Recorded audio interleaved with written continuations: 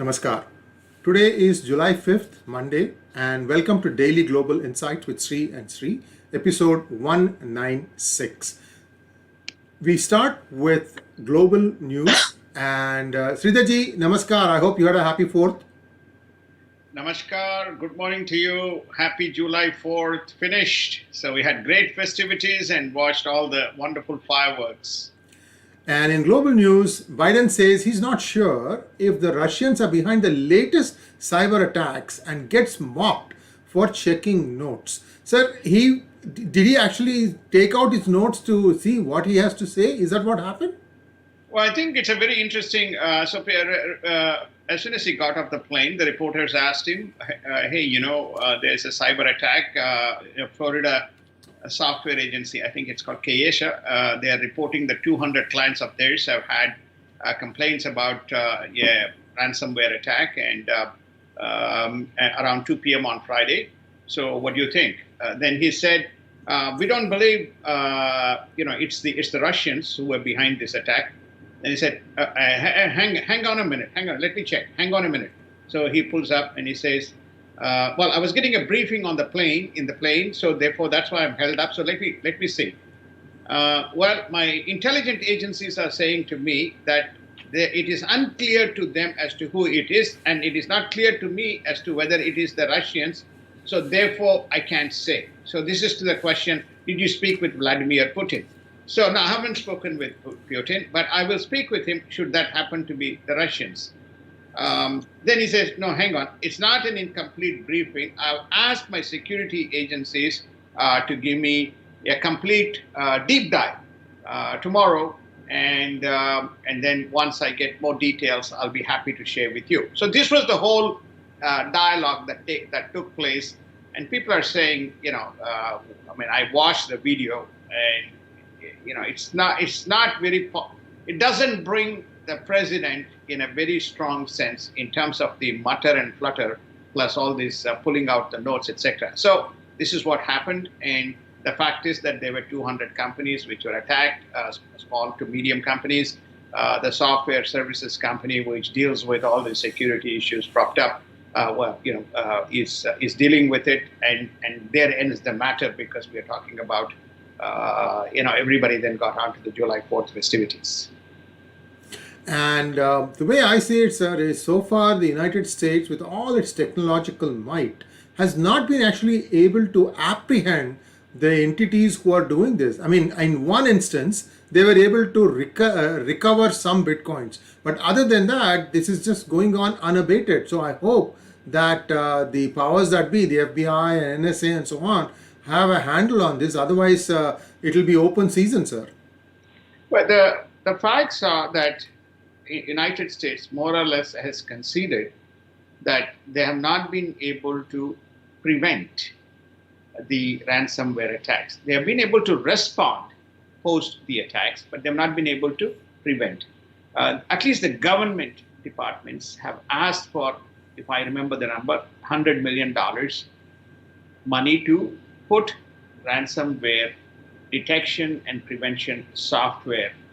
As far as the private enterprises are concerned, the government has issued a directive, which is to say they would provide help, but asking them to augment, because there's obviously many and several attacks are coming or are imminently happening in United States. They probably are happening in other parts of the world, such as Japan, such as India, and so on, but at least in the US case. So to your point, at least there is an open admission and a commitment to make sure that this is happening.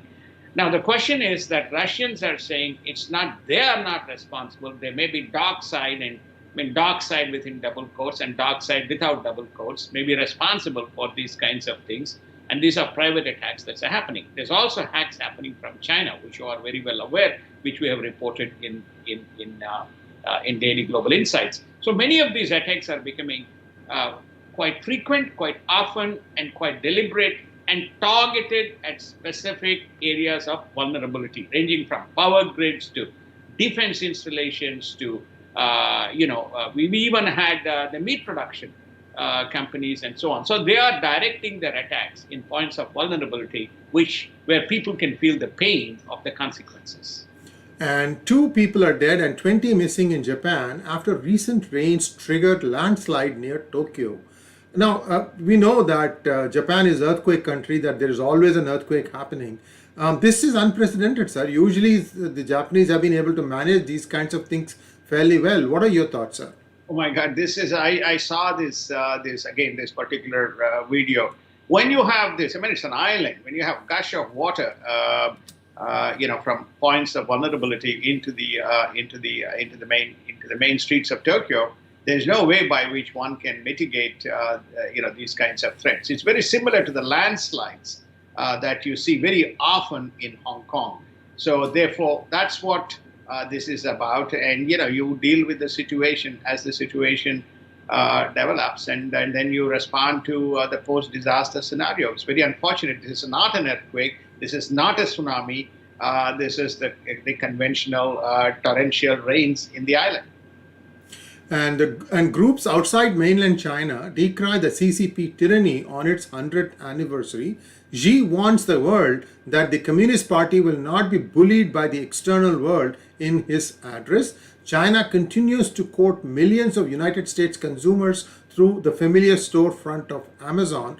And according to documents filed with the US Justice Department, China Daily propaganda arm paid hundreds of thousands of dollars to Time, Foreign Policy, Financial Times, LA Times, New York Times, Washington Post, and several publications to influence the media. This is a big kicker, sir. Everything else I can understand. This is usual saber rattling. But the fact that the data has emerged, and I've seen some numbers like 50 million being given to New York Times, sir. I could be wrong about the numbers. It could be 50,000 even. Even 1 cent is wrong. These are supposed to publish facts, and they are supposed to be the torch bearers that everybody, rest of the world goes by. This is very, very disappointing, sir, at least personally for me. What are your thoughts, sir? No, I think in principle, in essence, from an etiquette point of view, you yourself are a notable journalist. Within that context, I think the framework that you're laying out is the righteous principle. But we don't live in a righteous world. We live in a world today which is very clearly divided into societies which either follow the left or the societies which either follow the right. So we have very clear classification. If you look at the publications that they have targeted, they have not given money to Apple Daily in Hong Kong, right? They have not given money to Nikkei. They have not given money to Epoch Times. They have not given money to Fox News. Where have they given money? Washington Times, New York Times, LA Times, Seattle Times, Financial Times, Time Magazine, the Foreign Policy magazine that comes out of the United States. Then even Wall Street Journal has been funded. So the money ranges, the numbers that I have seen is, to each of these, some of them. I'm not suggesting each one got, some number is 2.6 million, some number is 4.6 million. So these are explicit filings in with Department of Justice, right? These are explicit numbers. These numbers, when you see when the revenues are booked by the companies which are incorporated in the United States, if it's a slush money, they will lose license. So these are money which is explicitly accounted and reported. Some money goes back to even 2016, the funding of some of these publications, especially New York Times and Washington Times and Wall Street Journal and so on. So these numbers are quite explicit. What it just basically tells you is that what we are hearing from the press is nothing but an absolute BS of what China propaganda machine is unleashing. Previously, it used to be, things used to be related to government agencies and bureaucrats and intelligent community and so on. Now it is mainstream, which means what we are consuming by way of content is basically curated and influenced by external countries. How United States will deal with and present administration will deal with this data remains a question mark. But as you rightly pointed out, this is a fundamental issue around the whole media journalism and what is it that we are consuming day in and day out, and where exactly we are going to get the truth, the honest information, an objective assessment of information that is given to us. Same thing applies to COVID. The whole issue is COVID has been stage managed. Now we are hearing, I mean, just on the media side, nobody is talking about it, but the Delta variant is spreading faster and impacting in China itself.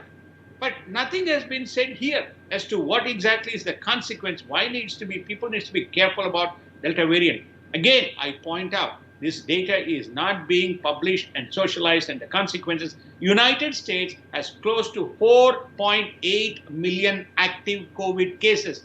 4.8 million active COVID cases. That's enough for multiplier effect should the next variant come in, of which 1.67 million is in California, is in the state of California, which is supposed to be a very warm state where COVID is not supposed to, flourish and propagate. But anyway, so this is all the information, misleading, curated information that is being either hidden, suppressed, or not being shared. That is going to create a problem for people on ground dealing with the situation.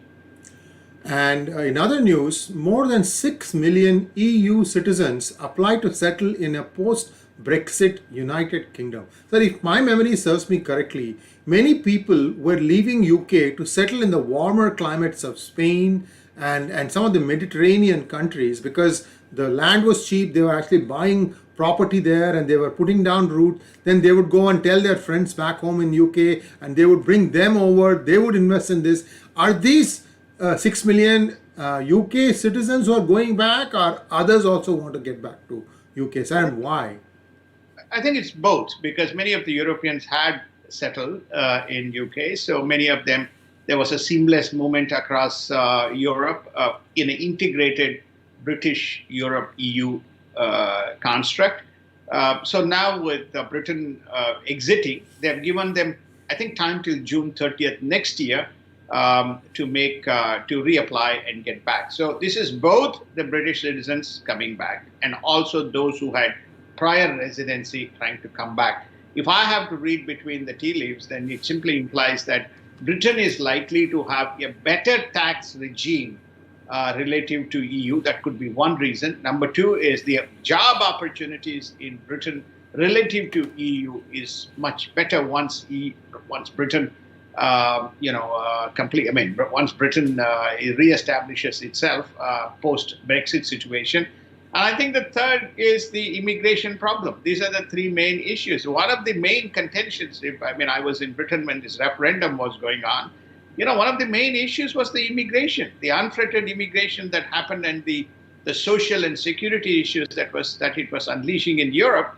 And the same thing was spilling over into Britain. So therefore, this is the third major issue that is probably prompting people to get back. And United States and Iran show no progress in nuclear deal. The Israeli Defense Forces launched overnight strikes on Gaza Strip for incendiary balloons. So Gaza is not backing off, and now looks like it's business as usual. As always, IDF is striking back. A little bit more information about these incendiary balloons, sir. Is this a new way that they are trying to attack? Because I'm sure the same thing will find its way to India soon. Yeah, it is. No, India is slightly sophisticated. They're using drones. So incendiary No, balloons. they did that first and next, I guess. So go ahead. So incendiary balloons is a little what you call old technique, which was invented, somewhere during pre-World War II. So the story is that you have these balloons, lightly inflated balloons with light gases, but then they have bombs, combustible bombs, they carry, and which can explode at a specific point. The question is, they seem to be targeted and landing in right spots according to, the reports. Only thing is the right spots happen to be, many of the casualties of these incendiary balloons happen to be Palestinians rather than the Israelis. So, but the Israelis taking it very seriously and going after these sites, the launch pads, and attacking them. But this Gaza Gaza Strip, the latest, flavor of the month seems to be the incendiary balloons to target thickly populated areas. It's just like the Scud missiles of, Saddam Hussein. Some hope it'll land in right spot and then, take out and create the casualty. So that seems to be the trend. Why it was spread to India, I don't know. I think in India is much more sophisticated. I think Iranians are using that. Iranians are not using the incendiary; they're using drones. They're developing the technology around the drones. I think that's going to be a very big problem. What's going to happen to the drones? From observations to spying to carrying payloads is a real issue, sir. I'm looking forward to what kind of statements Congresswoman Rashida Tlaib and Congresswoman Ilan Omar are going to put out. Maybe they'll say this time, Premila Jayapal, you put it out and see if that sticks. So we'll wait and see. In Asia, China outspends US in ASEAN, while spurt in COVID cases places strain on Indonesia. So we know that the ASEAN countries are not really vaccinated that well, that they are still short on vaccines. Now, the situation, they are not capable of making their own vaccine, so they are dependent on either United States or India or Europe to supply them with vaccines. And now the Delta strain is also hitting them. So, how do you see this thing play out, sir? Because we know Delta is very aggressive. I don't want to sound fatalistic, but I don't see this situation improve for a minimum of 6 months to 1 year. Remember that if you take India, India has vaccinated about 350 million first doses. It's got a population of 1.3.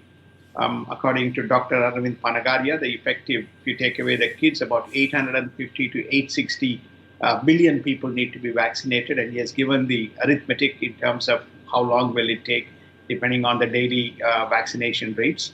So you have India probably covered till first quarter of next year in its ability to supply more than what it needs domestically to meet its obligations to its people. If you take United States, we still are less than 50% in the first two doses. So United States has been trickle feeding some of the vaccines into Asia. If you take Europe, Europe has a similar kind of issue, and so therefore Europe as well is dealing with its domestic needs.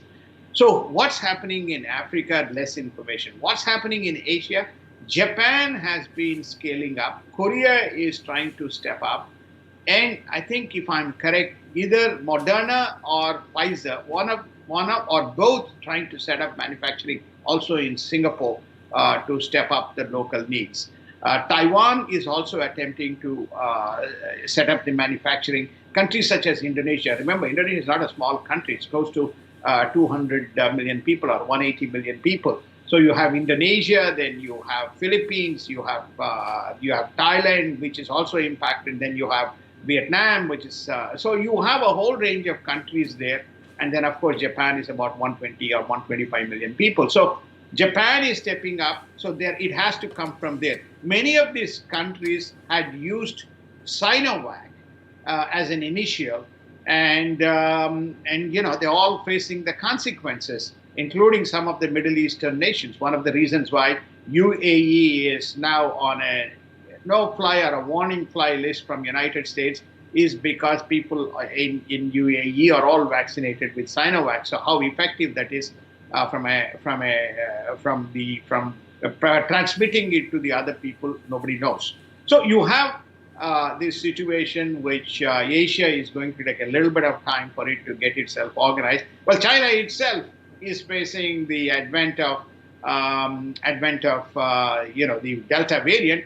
Remember, at least for data which they are throwing, they're saying 1.3 billion vaccines, 1.3 billion doses of vaccines have been given. If that's the case, almost everybody in China has got their first dose. They're probably on their way to the second dose. I mean, I'm just giving you 1.3 is the correct number, but how many first doses, how many second doses, I don't have the data. But it just tells you that we are some distance away from overcoming this COVID situation. So it's not going away, and we have been saying this, that it's not going away. And the US data itself, from those who are in the United States, have to be very cognizant that we have a flashpoint which is coming up around the onset of the winter, because we have the natural flu season. India has been aware that 10 countries have been identified, and we said, which are now slowly have already seen the cases of the Delta variant, of which UK is one of them, US is one of them, Indonesia is one of them, India is one of them, Germany is one of them, Poland is one of them, etc. There's quite a few countries in that list. Again, we reported that in Daily Global. So we have some time to go to overcome this. I don't think this is going away before early next year. And Taliban captures 700 trucks and Humvees from Afghan security forces. This also included armored vehicles and artillery systems. Now, we see some news reports coming as to whether the Taliban is going to even overrun the United States consulate building in Kabul. So, Taliban is basically sweeping away the entire country. Where is this headed, sir? And how do you think they are able to source their own weaponry? Well, Taliban is very powerful. They're very well organized. Even during the U.S. occupation, places such as Kandahar was under the control of the Taliban. Only a certain perimeter was under the influence of the U.S. forces. U.S. decided, it's a 20-year war, so they decided that they will protect certain circumference of the country, and rest of it, left to fend for other people. So how do I see? I see Taliban take over within 6 months, even probably shorter, because everybody in EU have left. The last regiment has left.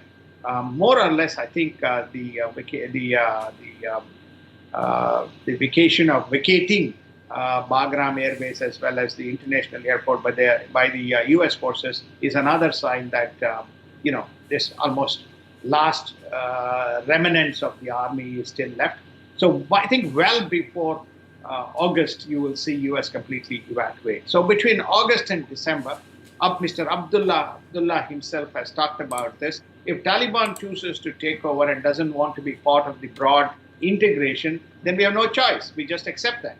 So I see Taliban taking over, and I also see Taliban not committing the same mistakes that they have committed for the past or preceding 20 years preceding, which is namely use its land and lend its land to people to use for other terrorists and other purposes. I think they're going to rule Afghanistan with an iron fist. They probably will say, you want to do business with us. We have no interest, but don't come and interfere with our affairs, and we will run the way we see we need to run this country, which means most regressive and oppressive principles that Taliban uses in terms of its religious etiquettes and beliefs. There are about 5,000 minorities still trapped in Afghanistan. The last time we checked, we will give you an update as and when we can. These are comprised of Hindus and Sikhs. And if you remember, a few months back, there was a bombing at a Gurudwara that killed 30 people, and Taliban took responsibility for that. So I can only pray for all the Hindus and Sikhs who are still trapped in Afghanistan. In fact, Senator Kamala Harris, the then Senator Kamala Harris, is a signatory to a letter that was imploring the then Secretary of State Mike Pompeo to fast track the immigration for these people who are trapped there. I don't know what happened to that. As and when we get the information, we will share it with you. Sir, you have any thoughts on that particular thing, sir? Two senators have raised this question, one from the Democratic Party and one from the Republican Party, which is to say, you guys chose to withdraw, and did you plan for this? What happened to all the people who have supported? Are they going to be left in the lurch, or are you going to move them? Are you going to have enough time to get visas and get them back here? The reason is one of the Democratic senators from Massachusetts, who is a Marine, I forget his name, and the name doesn't escape my mind. He said very clearly that I don't have a problem, but the only problem that I see is I don't see any central person in the Department of Immigration, as well as from the Army, coordinating this. So there's mass chaos and confusion, and we have the visas in backlog ranging from 18 months to 36 months. So therefore, how they're going to handle this is a question mark that I'm raising. So this was raised in Senate, this was raised in House, this was also raised. So what's going to happen, we can only report based on the chaos that is prevalent right now in Washington, D.C. Sree.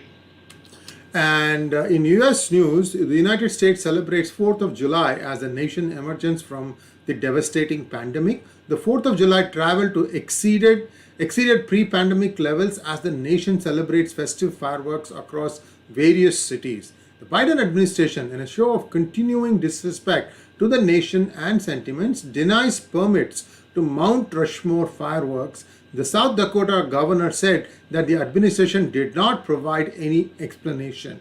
While the nation celebrates, far left states say that founders of nation were colonizers, American exceptionalism was grounded in racism, foreign policy was grounded in racism. They went on to further assert that climate change and racist policing were far greater existential threats than China, Russia, and Iran. A lot of hyperbole there.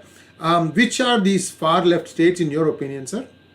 Now, far left progressives, the usual names that we have mentioned in the Daily Global, Sree, the famous names that you always comes to the fore. I will exclude the Vice President Kamala Harris, Madam, in this, but they have been stating. In fact, the statement that the climate accord and the racial policing is far greater existential threats than the threats posed by China, Russia, and Iran. In fact, one lady or two ladies went on to say, two House representatives from Democratic Party went on to state that they have no apprehensions, they do not regret grouping United States and Israel in the same terrorist grouping as some of the other nations.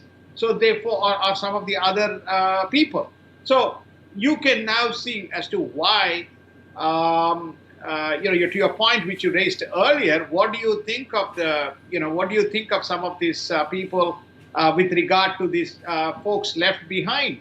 So you are getting the answers here, which is to state that they see United States as a greater threat than some of these other nations who are actually launching daily, attacks either by way of, Iran. The issues with the Iran. The issues with Russia. The issues with China. China is all over the place. Russia is all over the place. But yet, to this left media, it is not significant. Now, but most important here is to point out this Mount Rushmore. It's problematic. There's a fundamental belief that's the reason why they are not giving an explanation. The fundamental belief that somehow recognizing the past leaders becomes an acknowledgement, an acceptance of all these racial things that existed before. So, without giving an explanation, there is no fireworks in Mount Rushmore. Mount Rushmore has got the hill has got the four iconic president faces, right? Exactly. So that's why she tried till the last minute and they would not give the permission. So that's the story, sir. So the key is a message from this is while the nation celebrated and everybody got out of pandemic, there's still the left liberal states, had their own agenda.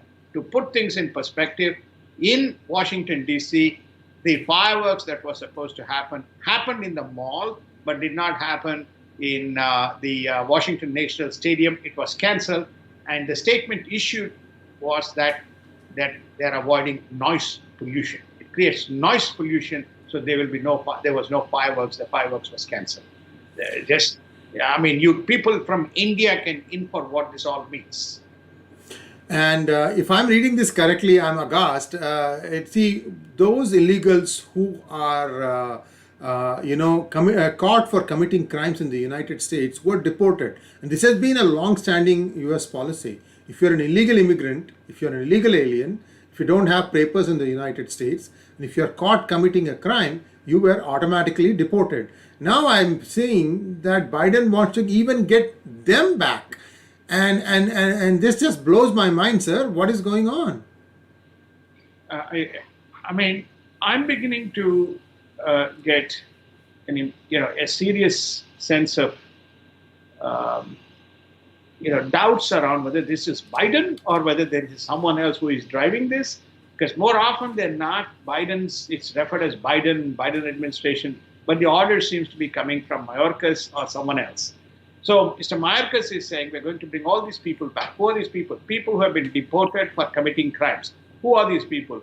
The people who committed crimes who happen to have as relatives in United States. They may be ex-servicemen, armed forces people, or people with other types of families in the United States. All of you come back, no problem. You committed crimes, we take everybody. We are taking illegals. We are taking warlords. We are taking, traffickers. We are taking everybody. Come back. This one of the biggest problems that United States is going to face because of the present administration. I'm going to not use the word Biden administration. The present administration is going to be confronted and leaving United States with, you can deal with debt, but you cannot deal with the destruction of the society that is likely to be perpetuated by virtue of this, especially these immigration actions that is going on. Now, the present administration has also announced a campaign to make it easier for millions of citizens to become citizen, and multi-department efforts are underway. I hope this also includes those who actually did the right way, which is to come in perhaps as a student or on an H1 and staying here and applying for a green card. I hope their cases also will be addressed in this group. I don't know if it's true or not, so you can explain. But before I cede control, Ohio has become the latest state to join other states to send 185 National Guard members to the southern border as we are witnessing a silent revolution. So all these Republican-run states, that's how I see it, are going to help Texas as well as perhaps Arizona to try and curb the illegal immigration there. Now, the Texas governor says to the border residents, please report any property damages inflicted by illegal immigrants. So, what are the Republicans doing, sir? They are in big numbers in Congress. Why are they not also objecting? I mean, PGurus and DGI can only do so much. Indeed, sir. Sree Iyer's campaign across multiple, formats has been relentless. But that's the, and then DGI is playing its role in a daily, in a daily onslaught of the messaging. Of course, there's people who listen, there's people who don't. Now, to your specific question, what are the Republicans doing? Republicans are, when you lose majority, okay, you lost the election. When you lose majority, you can only shout from the top of the hill. Nobody is going to care. Nobody is going to listen. Okay, in Senate, they will use filibuster. In House, they will use other kinds of techniques to make sure that the agenda is addressed. So therefore, that's process of democracy, right? So you win the election, then you run your agenda based on the reasons why you won the election. So now to answer the question, which is namely the Republicans are making noise, but it's falling in deaf ears. So what's happening? The Republican-ruled states are taking the law into their own hands, and within the providence of the Constitution and the rights that is rested upon the states, they are acting on various policies that impacts them very adversely. That's what is going on. Now, the example of Ohio and the example of Florida, the example of Illinois, the example of Idaho, etc., are examples of people who are sending to help and make sure that the borders are protected. As far as the illegal is concerned, there are 10 to 11 million illegal immigrants here. This goes back to the Obama's agenda during his period. How do we normalize this 10, 11 million? They cannot be deported. 11 million deportation is a massive program which has consequences. So how do we? So this has been a constant battle. So this is about these 10 to 11 million people who are here illegally, and how you normalize them is the question that we are addressing here. The point that you are making, which is namely those other people who are in H-1B visas, overstayed, student visas, etc., they call it as the visa normalization process, though they may have overstayed. They entered the country legally. Remember the word. They entered the country legally. They have overstayed, so they have gone into the illegal status. These 10 to 11 million, those numbers don't add up in this 10 to 11 million. So that's a separate number. An armed militias group hold up Interstate Highway 95 in a standoff with Massachusetts police. 8 of the 10 members clad in military uniforms were arrested. They were on their way to training from Rhode Island to Maine and were stopped when their cars ran out of fuel. Sir, you have some loonies on the other side also. This is one such case where they see I-95 is in my opinion, probably the busiest interstate that in the whole of United States. I-95 is the busiest. It connects, all the way from here and going up all the way towards Maine and further. This is in that busy intersection in the state of Massachusetts, where they stopped around 2 a.m. in the morning, and then hazard lights and traffic was held up. And when they were, when the police cars went, they decided to, fight. And they found these guys to be carrying arms, pistols, etc. Identity is not revealed, nothing is revealed, and the fact is that they have eight out of the 10, or maybe all 10 have been apprehended.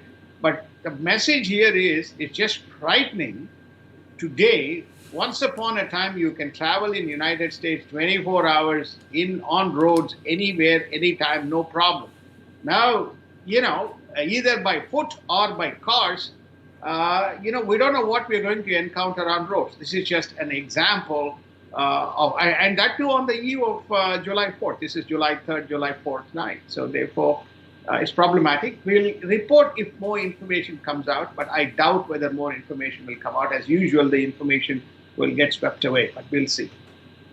America's largest teachers' union has voted to spread further the teachings of the quasi-Marxist critical race theory, which it describes as reasonable and appropriate. This is to teach students so that they can understand the past and the present. So now teachers' unions are also taking up positions for or against the critical race theory. Is this something again red versus blue, or if it was that, then this is something that could have been introduced in some states in the past, isn't it? So I'm a little concerned.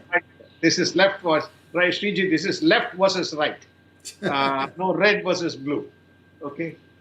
So this is a teachers' union of 3 million people. 3 million teachers. It's a very big, sizable union. What they're saying is they're going to fund, they're going to contribute, they're going to fight the propaganda that is being advocated by the right, which is to say that teaching this is incorrect. So they describe the critical race theory as relevant, reasonable, and appropriate, and so it should not be prevented from being taught to kids in schools. This is the stand taken by National Teachers Union, which is roughly about 3 million plus. They've even given the amount of funding that initially has been committed. So not big numbers, because these are principles, on principle-based advocacy that is being launched by the unions. And let's take a look at India-related news. India's foreign exchange reserves are now upwards of 609 billion due to rise in assets. Exports rise to United States to $95 billion during the April-June quarter, and an area of 3 kilometers from Indian naval installations in Vizag is now designated a no-fly zone. A drone was seen over the Indian High Commission compound in Islamabad, India, has registered its strongest protest with Pakistan over the security breach. Taken together, first thing is that the FII is going up. So someday we need to take a look more critically at this number, because I hear a lot of comments saying that, look, the money that is coming in is actually of the corrupt politicians bringing their money back into India, because they are now not very sure of what's going to happen to the tax havens. They think that they can control the destiny of their money better if the money is in India itself. I don't know if that's true or not, sir, but perhaps we can do a separate program on this. No, we'll do a separate program on this. This is the foreign exchange reserves, are the assets, foreign currency assets held by the Reserve Bank of India in Indian case. Central banks hold the FX reserves, be it the Bank of Japan, be it the Central Bank of China, or Bank of China, or be it Fed Reserve. Fed Reserve doesn't hold. These are the reserves held. So we'll go through the assets, and there is an itemized list of assets that make up this $609 billion number. I know there are two theories that are going around. Why not we use those reserves and feed and give everybody money? That's one theory. The second is that the reserves make up all this corrupt money that has come in. I will be very surprised if it is the corrupt money. I think that is a little bit of a red herring. These are India's exports is growing. Okay, people have to recognize India's exports is today is about 400, 500, 400 billion dollars, right? This is annual exports, right? So if you take 3-4 years, you're talking about $2 to $3 trillion. A percentage of those things is held for import and export purposes is held. India's imports is growing as well. A percentage, when you earn a lot of foreign exchange through exports, then you pick money off it and you keep it. And the whole purpose is you can use these foreign currency assets when you have a need for importing items. That is why you have FX reserves. So we'll discuss this as a separate topic. As far as on numbers, okay, as I see it, and as to how the foreign exchange reserves are created. As far as the exports, we have studied the April to June quarter is a reflection of again a lot of commodities as well as the resources that has been exported, which augurs very well from especially during the COVID times. As far as the security is concerned, I'm glad that they have identified, they obviously probably have some intelligence that the Vizag has been cordoned off, at least 10-kilometer radius has been cordoned off as no-fly for unmanned vehicles and drones and all these kinds of extraneous stuff that is now coming into India. As far as the High Commission is concerned, all I can see is I've seen again pictures and some video. It really is outrageous that, as you rightly pointed out, sir, last time that it's a Indian High Commission. It's a deeper enclave within the diplomatic enclave for these drones to come in and peep right into the embassy. It begs the question whether really there are synergies, because there's been a lot of talk that India and Pakistan are trying to approach and work together, etc. Whether there is any truth behind it. Well, what I have heard from listening to a lot of the YouTube channels is that there was an assassination attempt at Bajwa, and people are suspecting that some other wings of the army, perhaps even the intelligence agencies had their hand in that, and that he is right now in somewhere outside of Pakistan. They don't even know where he is.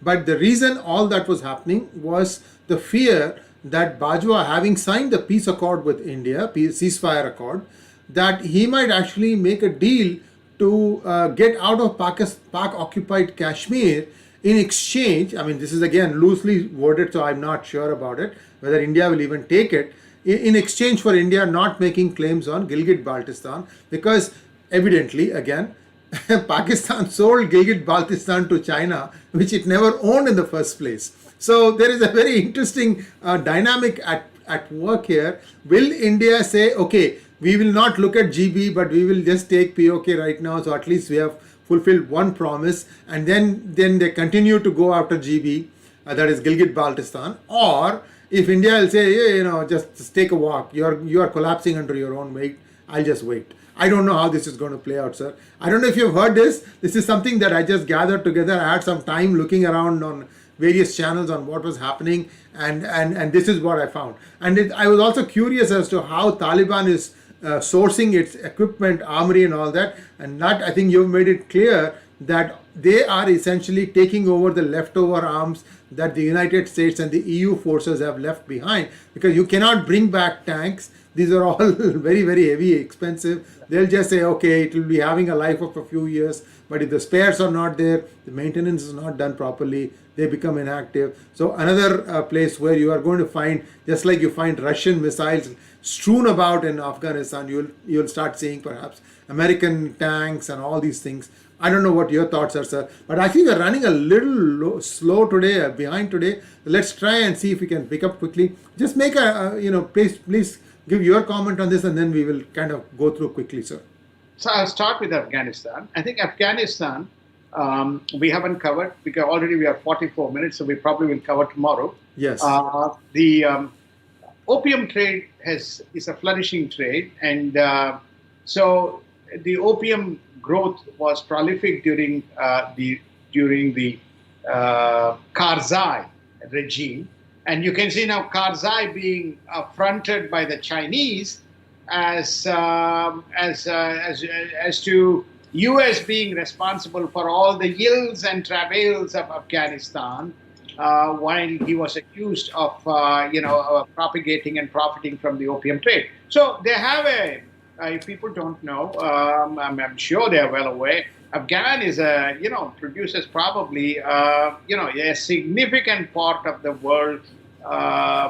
This specific what you call intoxicating medication that comes from there, and so they have an opportunity to use that as a barter for getting whatever procurement that they want. They have an able and willing partner of some remnant rogue elements of various military regimes or military countries around the world, so they can secure from them. They also have an ever willing and ready partner in China who is willing to equip them with everything. They also have a good and willing partner in Russians because they've been, itching their hands ever since they were ousted. So they will be also probably, decent suppliers. So you have, Afghan is not worried about its arms or anything else. It has a currency by which it can benefit. All it requires probably is Taliban to say, now we look after our own affairs and we move forward. I think that's how I see. Look, I'm not a foreign, I'm not an Afghan expert, but that's how I see some of these things playing out in Afghanistan, sir. As far as this Gilgit, Baltistan, and Pakistan, I don't know. I mean, these I've also heard the same thing. Maybe at some stage, if you let Amit Shah will say, is, hey, we gave the whole country to you, so the whole country belongs to us. So when are you going to give it back to us? So your country is 1947. We divided part of our country and gave it to you. So therefore, he may have very different views on what he thinks. But the whole thing is that area is a hodgepodge of issues, and you sell what you don't own, and you own what is not yours. This problem is a permanent problem of these two nations, which was a one nation at once upon a time. And the active COVID cases in India fall below 500,000, and the active cases are at less than 2%. India has so far vaccinated 351, it has put so far 351 million doses. And on the 4th of July, there were 6.387 million vaccinations. Very impressive numbers. I think 1/4 of the population has been vaccinated, perhaps one shot or two shots, we don't know. So perhaps you can also update whether the J&J is now in vogue in India, sir, because that makes the job a little bit easier. 351 million comprises of roughly about 270 to 280 or 290 million single doses, and then the residual is people who have been given 2 doses. So a significant part of this is single dose, okay, and then some part of it is the second. Some segment of it have received. It's not even 50, it's probably very small. 5, 6, 7 million people have received the second dose. The reason is the time lag between first dose and second dose in India averages between 3 to 4 months, depending on Covaxin or depending on Covishield. Whereas the mean time difference in countries such as United States, for example, for Pfizer is 21 days, for Moderna is 28 days. So that could be the reason why there's a time lag between the first and second dose. So that's on the first point. This is most of it, you can say 90% or 95% of it deals with single doses. So that's my observation. But the fact is that they are touching the 6-7 million number. They even touched 8.6 million number one day, which we reported in DGI. Augurs well in terms of India's ambition to complete vaccination, if not by the end of the year, by at least first quarter, to vaccinate the country. They want to vaccinate at least 70% of the population before the Delta variant rears its ugly head up in India. And the belief is that those vaccinated can deal with the Delta variant better. And let's take a look at the markets last week. A better than predicted improvement in the job market boosted the stocks on Friday. Dow popped up 152 points, S&P 32 points, Nasdaq 117 points, and they all finished at record highs. I'm not 100% sure about all, but that definitely Nasdaq did. And the unemployment has also risen to 5.9% as the labor market remains one of the tightest, with most enjoying unemployment benefits. This is something that we have talked about in the past, that people having sitting at home and getting money are not inclined to go back and join their work, and this is creating stress on the population. And we also saw that some states are actually canceling the $300 checks. So overall, I think by middle of this month or probably end of this month, do you think all the people will be back at work, sir? I would say by end of summer, most people will return to work. I won't say this month or next month. By end of summer, I think September, you can see most of the people coming back. Some of these benefits, we are out by then, and also some of the states may take action, and people also may be, tired and want to get back into work. But we'll see whether Delta variant rears its eggs up. All three indexes they're well past their record levels, sir. So therefore, all of them. When I say all, I look at three major indexes, which is Dow, S&P, and Nasdaq. Even Russell is up. So all the four indexes are up. Russell 2000, that is, are up they're at record highs. We have already gone past the original estimates for these indexes that was set in the last quarter of 2020. We now have revised targets for each of these. For example, the target for S&P was 4,200. The target now is 4,400. We are already pretty close to 4,310 or 4,315 right now as we speak. So therefore, I think it's all buoyed by tremendous amount of liquidity in the system. There's at least another $3 trillion of liquidity in the system. The reason why people are not complaining about the big tick, that is the fuel, gas. Most of the people spend more money in the weekend, over the long weekend, which is still going on here in the United States. It finishes today on Monday. They're able to fill up their fuel tanks basically because low interest rates, plenty of cash in their bank accounts, and they've all been sitting in their homes, and they're willing to accept a $75, $76, $3.55 a gallon, which has climbed from somewhere around $2.20, $2.40 to about $3.55, depending on which gradation of fuel that you're using. In fact, in California, it has gone north of $4. So luckily, I don't have to worry too much about it because there's only one car that I use for that use petrol. So anyway, so I just look at it and I'm amused. Sir, with that, we bring today's episode to an end, and we'll be back again tomorrow, same time, same PGurus online channels. And as always, namaskar and have a great day. Namaskar, and we look forward to seeing you. Thank you, Sreeji, and thank you so much for another week to look after, and hopefully this week we'll complete our 200. Yes, indeed. Yes, indeed. Looking forward to that, sir. Thanks to all the patrons. Thanks to all the viewers who have been part of our journey. I think both myself and Sreeji, we have enjoyed our sessions thus far, and we continue to work towards enhancing and improving and the program as we go, and maybe we'll make a few more announcements as we move along. Yes, indeed. And thank you so much, sir, and see you all tomorrow, gentlemen. Namaskar. Thank you. Bye.